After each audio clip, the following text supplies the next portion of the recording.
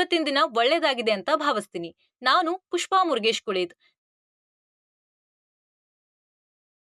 ನೀವೆಲ್ರೂ ಚೆನ್ನಾಗಿ ಕೆಲಸ ಮಾಡ್ತಿದ್ದೀರಿ ಅಂತ ಅನ್ಕೋತೀನಿ. ಮತ್ತೊಂದು ಹೊಸ ವಿಷಯದೊಂದಿಗೆ ಪ್ರಾರಂಭಿಸೋಣ. ಭಾರತದಲ್ಲಿ ವಿಶ್ವ ಯುದ್ಧದ ನಂತರ.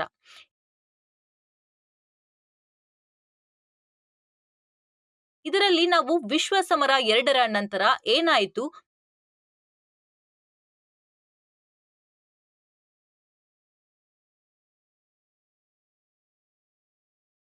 ಮತ್ತು ಸ್ವತಂತ್ರವಾದ ತಕ್ಷಣ ಭಾರತದಲ್ಲಿನ ಪರಿಸ್ಥಿತಿಗಳನ್ನ ನೋಡೋಣ.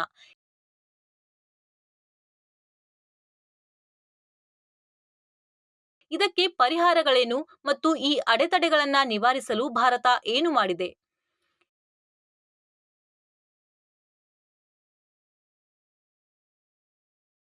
ಎರಡನೇ ಮಹಾಯುದ್ಧದ ನಂತರ ಏನಾಯಿತು ಅಂತ ನೋಡೋಣ.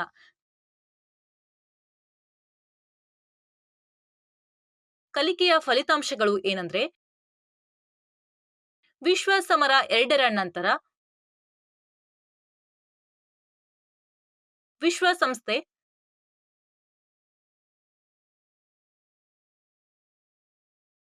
ಎರಡು ಶಿಬಿರಗಳು ಮತ್ತು ಶಿಥಿಲ ಸಮರ,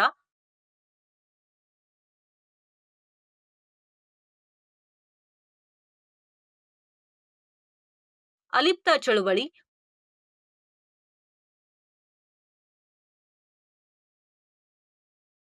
ಪಶ್ಚಿಮ ಏಷ್ಯಾದ ಸಂಘರ್ಷಗಳು, ಮಧ್ಯಪ್ರಾಚ್ಯದಲ್ಲಿ ರಾಷ್ಟ್ರೀಯತೆಯ ಬೆಳವಣಿಗೆ, ಶಾಂತಿ ಚಳುವಳಿಗಳು, ಯುಎಸ್ಎಸ್ಆರ್ನ ಕುಸಿತ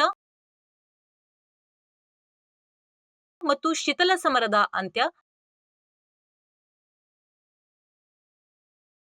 ಭಾರತ ಮತ್ತು ಅದರ ನೆರೆಹೊರೆಯವರು. ಕೀವರ್ಡ್ಗಳು: 1. ಮಿಲಿಟರಿ ಮೈತ್ರಿ, ರಾಷ್ಟ್ರಗಳ ನಡುವಿನ ಔಪಚಾರಿಕ ಒಪ್ಪಂದ. 2. ಪ್ರಾಕ್ಸಿ ಯುದ್ಧ, ಎರಡೂ ರಾಜ್ಯಗಳ ನಡುವಿನ ಸಶಸ್ತ್ರ ಸಂಘರ್ಷ.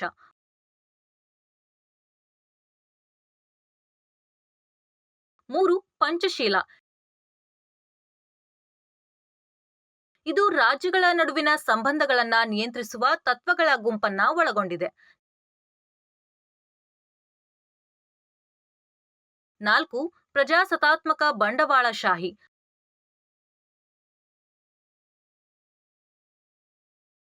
ಪ್ರಜಾಸತ್ತಾತ್ಮಕ ನಿರ್ಧಾರ ಕೈಗೊಳ್ಳುವ ಮೂಲಕ ಉತ್ಪಾದಕತೆ ಮತ್ತು ಸಾಮಾಜಿಕ ಅಗತ್ಯಗಳ ಆಧಾರದ ಮೇಲೆ ಸಂಪನ್ಮೂಲಗಳನ್ನ ಹಂಚುವ ವ್ಯವಸ್ಥೆ.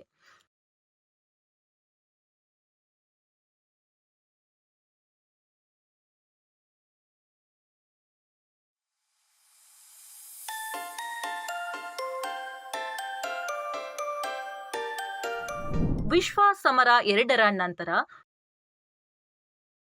ವಿವಿಧ ದೇಶಗಳ ಮೇಲೆ ವಿಭಿನ್ನ ಪರಿಣಾಮಗಳು. ಯುರೋಪ್ ದೇಶಗಳು ಹೆಚ್ಚು ಪರಿಣಾಮ ಬೀರುತ್ತವೆ. ಜನಸಂಖ್ಯೆಯ ಗಮನಾರ್ಹ ನಷ್ಟ, ಯುಎಸ್ಎಸ್ಆರ್, ಪೋಲೆಂಡ್ ಮತ್ತು ಯುಗೋಸ್ಲಾವಿಯಾ.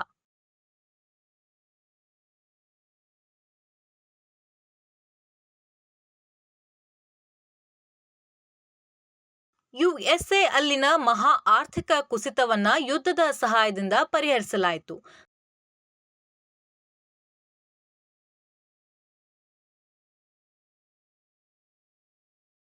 ಕೈಗಾರಿಕೆಗಳು ಮತ್ತು ಕೃಷಿಯು ಪ್ರವರ್ಧಮಾನಕ್ಕೆ ಬಂದಿತು. ಇದರಿಂದಾಗಿ ಸಂಪೂರ್ಣ ಉದ್ಯೋಗ ಮತ್ತು ಹೆಚ್ಚಿನ ಉತ್ಪಾದಕತೆ.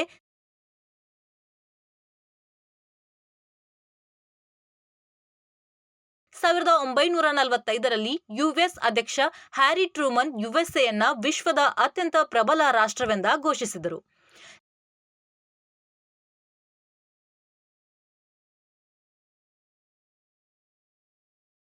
ಜಾಗತಿಕ ಶಾಂತಿ ಮತ್ತು ಪ್ರಗತಿಯನ್ನ ಮುನ್ನಡೆಸಲು ವಿಶ್ವಸಂಸ್ಥೆಯನ್ನ ಸ್ಥಾಪಿಸಲಾಯಿತು. ಇದರ ಪರಿಣಾಮವಾಗಿ ಬ್ರಿಟನ್ ಮತ್ತು ಫ್ರಾನ್ಸ್ನಂತಹ ರಾಷ್ಟ್ರಗಳು ವಸಾಹತುಶಾಹಿಯನ್ನ ನಿಲ್ಲಿಸಿದವು.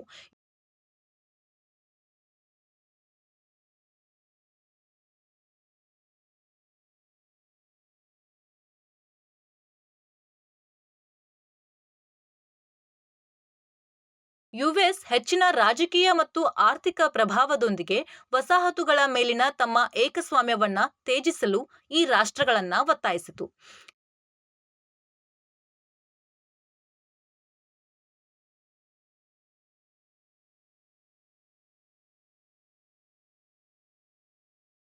ಯುಎಸ್ಎಸ್ಆರ್ ವಸಾಹತುಶಾಹಿ ವಿರೋಧಿ ಚಳುವಳಿಗಳನ್ನ ಬೆಂಬಲಿಸಿತು.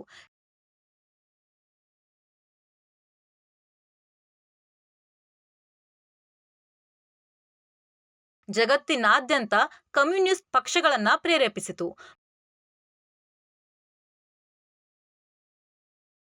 ಬ್ರಿಟನ್ ತನ್ನ ಹಳೆಯ ವಸಾಹತುಗಳಿಗೆ ಸ್ವಾತಂತ್ರ್ಯವನ್ನ ನೀಡಿತು. ಬ್ರಿಟನ್ನಿನ ಹಿಂದಿನ ವಸಾಹತುಗಳಿಗೆ ಸ್ವಾತಂತ್ರ್ಯವನ್ನ ನೀಡಲಾಯಿತು. ಈ ದೇಶಗಳು ನಂತರ ಯುಎಸ್ಎ ಮತ್ತು ಯುಎಸ್ಎಸ್ಆರ್ನಿಂದ ಪ್ರಭಾವಿತವಾದ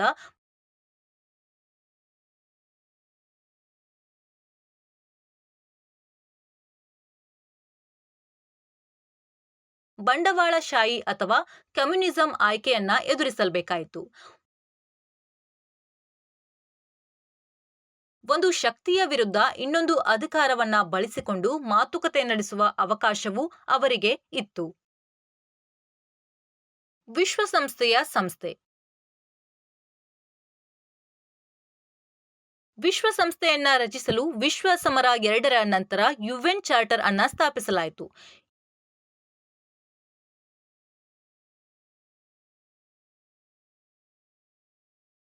ಯುಎನ್ನ ಗುರಿಗಳು ಶಾಂತಿಯನ್ನ ಉತ್ತೇಜಿಸುವುದು, ಯುದ್ಧಗಳನ್ನ ತಡೆಗಟ್ಟುವುದು ಮತ್ತು ಜಾಗತಿಕ ಮಾನವ ಹಕ್ಕುಗಳು, ಪ್ರಜಾಪ್ರಭುತ್ವ ಮತ್ತು ಬಡತನ ಮತ್ತು ಹಸಿವಿನ ನಿರ್ಮೂಲನೆಯನ್ನ ಖಚಿತಪಡಿಸುವುದು.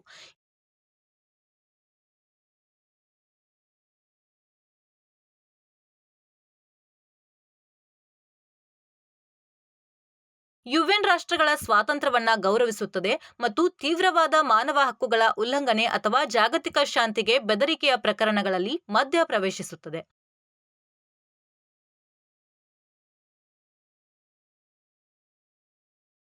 ಎಲ್ಲಾ ರಾಷ್ಟ್ರಗಳಿಂದ ಆಯ್ಕೆಯಾದ ಯುಎನ್ ಸೆಕ್ರೆಟರಿ ಜನರಲ್ ಖಂಡಗಳ ನಡುವೆ ತಿರುಗಿಸಲಾಗುತ್ತದೆ.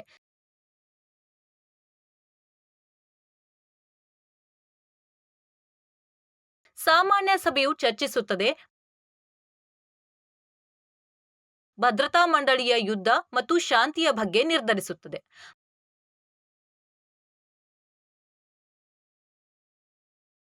ಭದ್ರತಾ ಮಂಡಳಿಯು 5 ಕಾಯಂ ಸದಸ್ಯರನ್ನ ಹೊಂದಿದೆ. China, France, UK, Russia, USA.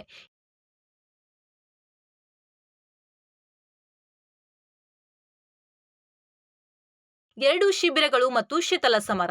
ಇದು 1945ರಿಂದ 1991ರವರೆಗೆ ಆಯಿತು. ಯುದ್ಧದ ನಂತರ 2 ಪ್ರಮುಖ ಸೈದ್ಧಾಂತಿಕ ಮತ್ತು ರಾಜಕೀಯ ಶಿಬಿರಗಳು ಹೊರಹೊಮ್ಮಿದವು. ಯುಎಸ್ಎಸ್ಆರ್ ನೇತೃತ್ವದ ಕಮ್ಯುನಿಸ್ಟ್ ಬ್ಲಾಕ್ ಮತ್ತು ಯುಎಸ್ಎ ನೇತೃತ್ವದ ಡೆಮಾಕ್ರಟಿಕ್ ಕ್ಯಾಪಿಟಲಿಸ್ಟ್ ಬ್ಲಾಕ್.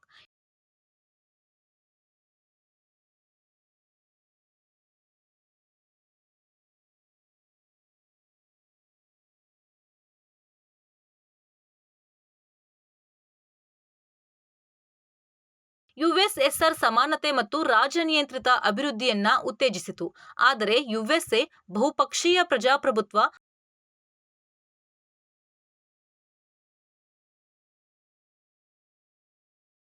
ಮತ್ತು ಖಾಸಗಿ ಬಂಡವಾಳಶಾಹಿ ನಿಯಂತ್ರಿತ ಅಭಿವೃದ್ಧಿಗೆ ಪ್ರತಿಪಾದಿಸಿತು. ಶೀತಲ ಸಮರವು 45 ವರ್ಷಗಳ ಕಾಲ ನಡೆಯಿತು ಮತ್ತು ರಹಸ್ಯವಾಗಿ ಹೋರಾಡಲಾಯಿತು. ದೈಹಿಕ ದಾಳಿ ಅಥವಾ ನೇರ ಹೋರಾಟವಿಲ್ಲದೆ ಪ್ರಚಾರ ಮತ್ತು ಪದಗಳ ಮೂಲಕ ಇದು ಆಯಿತು.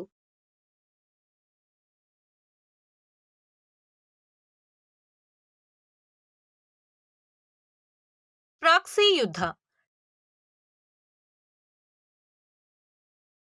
ಟರ್ಕಿ, ಗ್ರೀಸ್ ಮತ್ತು ಲ್ಯಾಟಿನ್ ಅಮೆರಿಕಾದಲ್ಲಿ ಕಮ್ಯುನಿಸ್ಟ್ ವಿರೋಧಿ ಪ್ರಯತ್ನಗಳಲ್ಲಿ ಯುಎಸ್ ಒಳಗೊಳ್ಳುವಿಕೆ.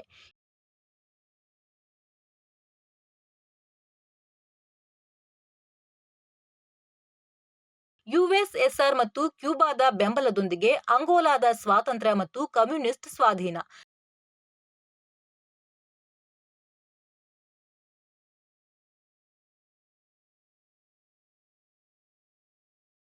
ಜರ್ಮನಿ, ಹಂಗೇರಿ ಮತ್ತು ಝೆಕೋಸ್ಲೋವಾಕಿಯಾ ಯುಎಸ್ಎಸ್ಆರ್‌ನ ಪ್ರಭಾವವನ್ನ ವಿಸ್ತರಿಸುವ ಪ್ರಯತ್ನಗಳು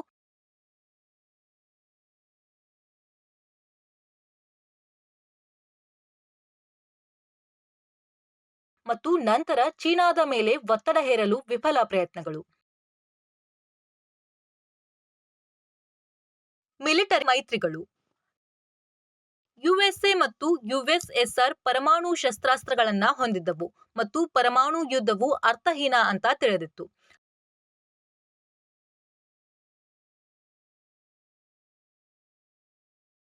ಅವರು ಮಿಲಿಟರಿ ಮತ್ತು ಕಾರ್ಯತಂತ್ರದ ಮೈತ್ರಿಗಳನ್ನ ರಚಿಸಿದರು.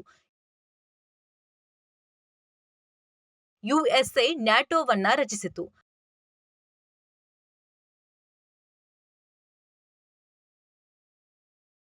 ಕಮ್ಯುನಿಸ್ಟ್ ರಾಷ್ಟ್ರಗಳು ವಾರ್ಸಾ ಒಪ್ಪಂದವನ್ನ ರಚಿಸಿದವು.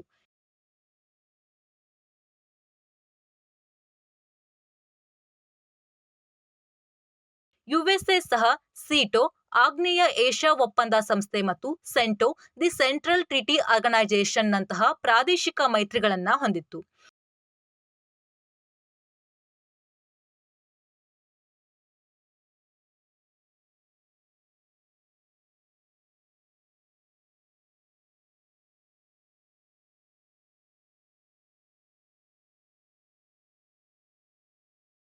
ಶಸ್ತ್ರಾಸ್ತ್ರ ಮತ್ತು ಬಾಹ್ಯಾಕಾಶ ರೇಸ್.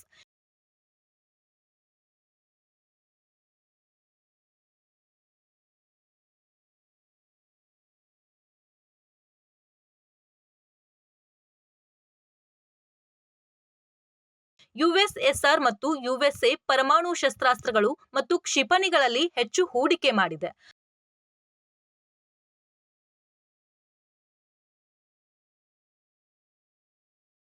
ಬ್ರಿಟನ್, ಫ್ರಾನ್ಸ್ ಮತ್ತು ಚೀನಾ ಕೂಡ ಸೇರಿಕೊಂಡವು.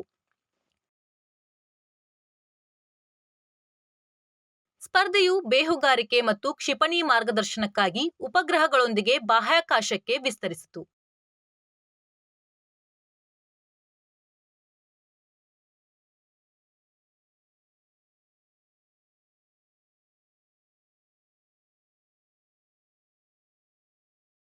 ಫ್ಲಾಶ್ ಪಾಯಿಂಟ್ಗಳು. ಪ್ರತಿಸ್ಪರ್ಧಿ ಶಕ್ತಿಗಳು ವಿನಾಶಕಾರಿ ಶಸ್ತ್ರಾಸ್ತ್ರಗಳನ್ನ ಹೊಂದಿದ್ದವು. ಪರಮಾಣು ಹತ್ಯಾಕಾಂಡದಿಂದ ಜಗತ್ತನ್ನ ನಿರಂತರವಾಗಿ ಬೆದರಿಸುತ್ತಿದ್ದವು.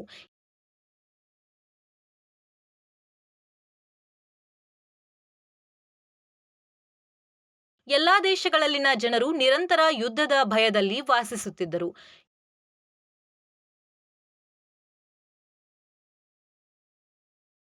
ಯು-2 ಯುಎಸ್ ಗೂಢಚಾರಿಕೆ ವಿಮಾನ, ಕ್ಯೂಬಾದಲ್ಲಿ ಸೋವಿಯತ್ ಕ್ಷಿಪಣಿ ನಿರ್ಮಾಣ,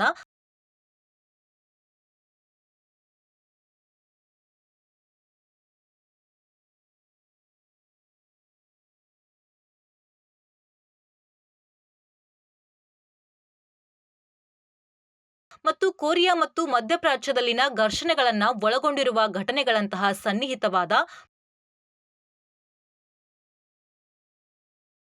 ಪರಮಾಣು ಯುದ್ಧದ ಕ್ಷಣಗಳನ್ನ ರಾಜತಾಂತ್ರಿಕತೆಯ ಮೂಲಕ ದುರ್ಬಲಗೊಳಿಸಲಾಯಿತು.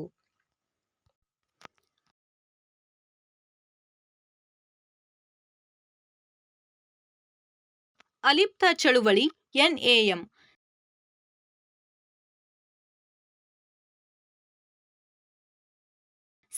1950ರ ದಶಕದಲ್ಲಿ ಪ್ರಪಂಚವು ಹೆಚ್ಚು ಮಿಲಿಟರೀಕರಣಗೊಂಡಿತು ಮತ್ತು 2 ಎದುರಾಳಿ ಶಿಬಿರಗಳಾಗಿ ವಿಭಜಿಸಲ್ಪಟ್ಟಿತು.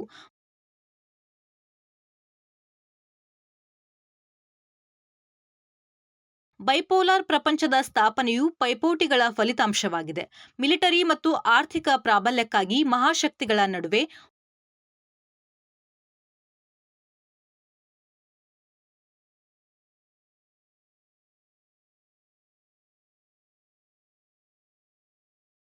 ಹೊಸದಾಗಿ ಸ್ವತಂತ್ರ ರಾಷ್ಟ್ರಗಳ ಕಳವಳಗಳನ್ನು ಪರಿಹರಿಸಲು ಮತ್ತು ಅವುಗಳ ನಡುವೆ ಸಹಕಾರವನ್ನ ಉತ್ತೇಜಿಸಲು 1955ರಲ್ಲಿ ಅಲಿಪ್ತ ಚಳುವಳಿಯನ್ನ ರಚಿಸಲಾಯಿತು.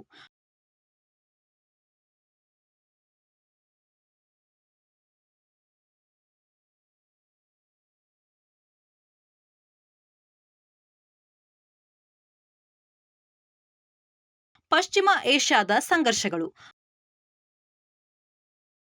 ಪಶ್ಚಿಮ ಏಷ್ಯಾವನ್ನ ಮಧ್ಯಪ್ರಾಚ್ಯ ಅಂತಲೂ ಕರೀತಾರೆ. ಇದು ಪಶ್ಚಿಮ ಏಷ್ಯಾದ ಬಿಕ್ಕಟ್ಟಿನ ಸ್ಥಳವಾಗಿದೆ.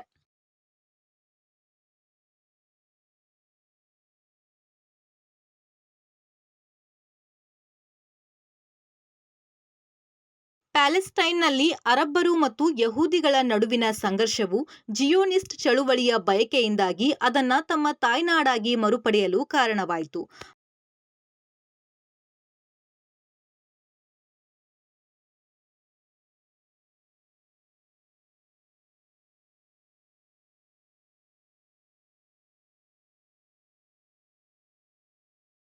ಮಧ್ಯಪ್ರಾಚ್ಯದಲ್ಲಿ ತೈಲ ನಿಕ್ಷೇಪಗಳ ಆವಿಷ್ಕಾರವು ಈ ಪ್ರದೇಶವನ್ನ ಯುಎಸ್ ಮತ್ತು ಯುಎಸ್ಎಸ್ಆರ್ ನಡುವಿನ ವಿವಾದದ ಬಿಂದುವನ್ನಾಗಿ ಮಾಡಿತು.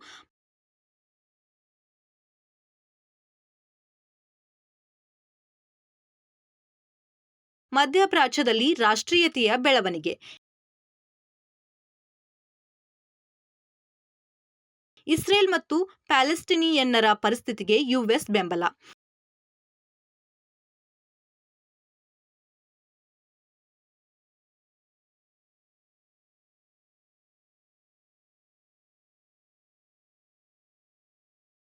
ತೈಲ ಸಂಪನ್ಮೂಲಗಳಿಗಾಗಿ ಪ್ರದೇಶದಲ್ಲಿನ ಪ್ರಜಾಪ್ರಭುತ್ವ ವಿರೋಧಿ ಆಡಳಿತಗಳಿಗೆ ಯುಎಸ್ ಬೆಂಬಲ.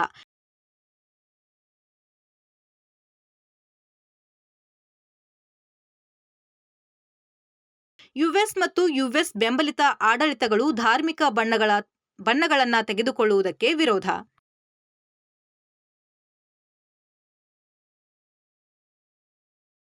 ಶಾಂತಿ ಚಳುವಳಿಗಳು, ಯುಎಸ್ಎಸ್ಆರ್‌ನ ಕುಸಿತ ಮತ್ತು ಶೀತಲ ಸಮರದ ಅಂತ್ಯ.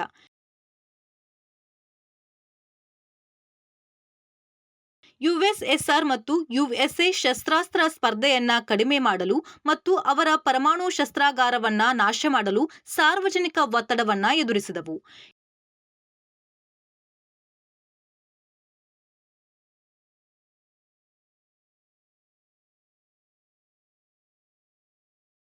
ಯುಎಸ್ಎಸ್ಆರ್‌ನಲ್ಲಿ ಮಿಖಾಯಿಲ್ ಗೋರ್ಬಚೇವ್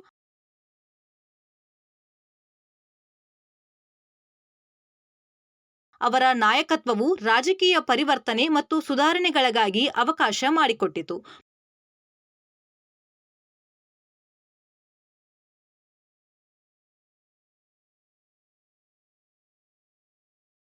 ಪೂರ್ವ ಯುರೋಪಿಯನ್ ರಾಷ್ಟ್ರಗಳು ಆರ್ಥಿಕ ಬಿಕ್ಕಟ್ಟುಗಳನ್ನು ಅನುಭವಿಸಿದವು. ಸ್ವಾತಂತ್ರ್ಯ ಮತ್ತು ಪ್ರಜಾಪ್ರಭುತ್ವಕ್ಕಾಗಿ ಜನಪ್ರಿಯ ಚಳುವಳಿಗೆ ಕಾರಣವಾಯಿತು.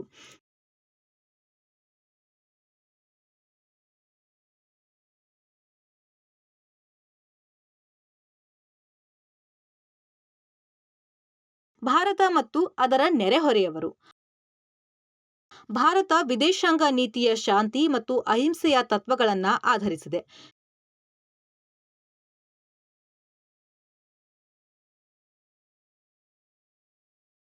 ಜವಾಹರಲಾಲ್ ನೆಹರು ಅವರು ಶಾಂತಿಗಾಗಿ ಭಾರತದ ಬದ್ಧತೆಯನ್ನ ಒತ್ತಿ ಹೇಳಲು ಪಂಚಶೀಲ ತತ್ವಗಳನ್ನು ರೂಪಿಸಿದರು.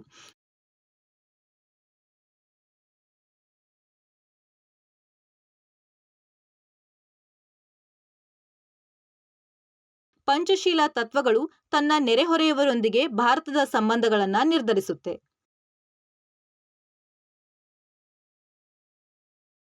ಚೀನಾದೊಂದಿಗೆ ಭಾರತದ ಸಂಬಂಧ. ಹಿಂಸಾತ್ಮಕ ಕ್ರಾಂತಿಯ ನಂತರ 1949ರಲ್ಲಿ ಚೀನಾ ಕಮ್ಯುನಿಸ್ಟ್ ಗಣರಾಜ್ಯವಾಯಿತು.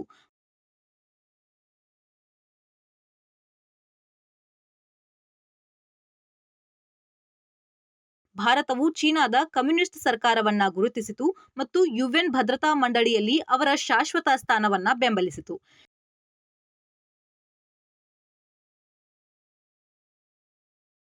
ಚೀನಾ 1950ರಲ್ಲಿ ಟಿಬೆಟ್ ಅನ್ನ ಸ್ವಾಧೀನಪಡಿಸಿಕೊಂಡಿತು.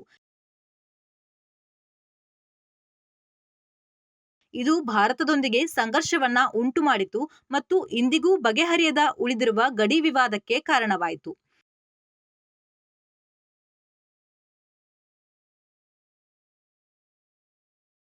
ಪಾಕಿಸ್ತಾನದೊಂದಿಗೆ ಭಾರತದ ಸಂಬಂಧ. ಭಾರತ ಮತ್ತು ಪಾಕಿಸ್ತಾನಗಳು ಬ್ರಿಟಿಷ್ ಭಾರತದಿಂದ ಸ್ವಾತಂತ್ರ್ಯ ಗಳಿಸಿದವು.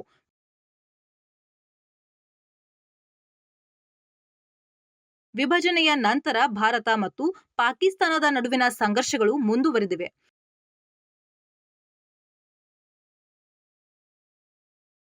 ಉಭಯ ದೇಶಗಳ ನಡುವಿನ ಪ್ರಮುಖ ಸಮಸ್ಯೆ ಕಾಶ್ಮೀರ.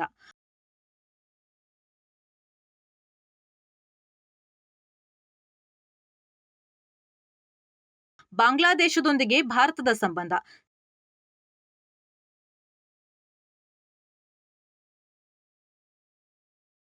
1971ರಲ್ಲಿ ಭಾರತೀಯ ಸೈನಿಕರ ಸಹಾಯದಿಂದ ಬಾಂಗ್ಲಾದೇಶವು ಪಾಕಿಸ್ತಾನದಿಂದ ಸ್ವತಂತ್ರವಾಯಿತು.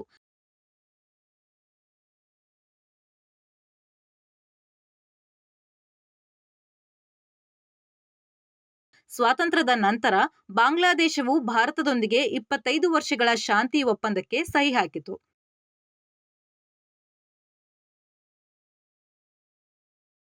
ನದಿ ನೀರು ಹಂಚಿಕೆ ಮತ್ತು ಅಕ್ರಮ ವಲಸೆಯಂತಹ ವಿಷಯಗಳ ಬಗ್ಗೆ ಭಿನ್ನಾಭಿಪ್ರಾಯಗಳ ಹೊರತಾಗಿಯೂ ಎರಡೂ ರಾಷ್ಟ್ರಗಳು ಆರ್ಥಿಕ ಮತ್ತು ವಿಪತ್ತು ನಿರ್ವಹಣಾ ಉಪಕ್ರಮಗಳಲ್ಲಿ ಒಟ್ಟಾಗಿ ಕೆಲಸ ಮಾಡಿದೆ.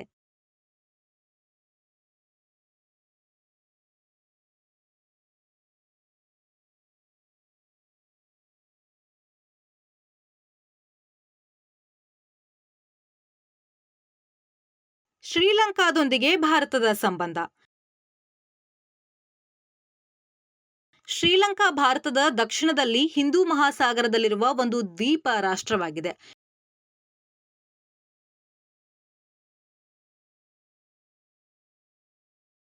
ಶ್ರೀಲಂಕಾ 1948ರಲ್ಲಿ ಸ್ವಾತಂತ್ರ್ಯ ಪಡೆಯಿತು.